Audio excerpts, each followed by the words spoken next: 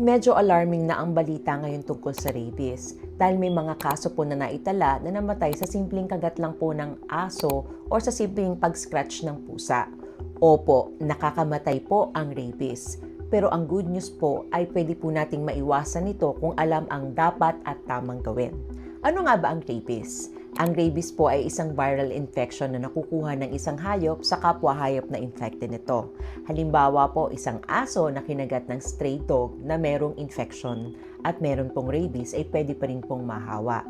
Take note, hindi po ito inborn. Sa mga tao naman, paano tayo mahahawa nito? Tayo mahahawa pag tayo nakagat, na-scratch or nadilaan po yung ating mga sugat or any open wound po sa ating balat. Pwede po tayong mahawa ng rabies. So, meron po itong 100% fatality. Ang ibig sabihin, yung tao po na infected nito ay pwede pong mamatay kung hindi natin mabibigyan ng bakuna. Base po sa datos ng DOH, noong 2024 ay may 426 cases po tayo ng rabies na naitala at lahat po sila ay namatay.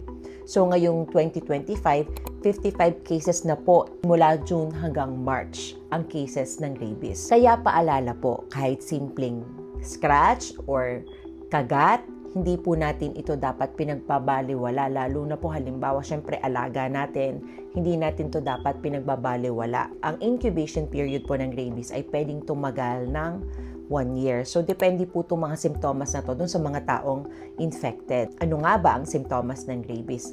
Hyperactivity, takot sa tubig, hindi umiinom ng tubig, may mga hallucinations.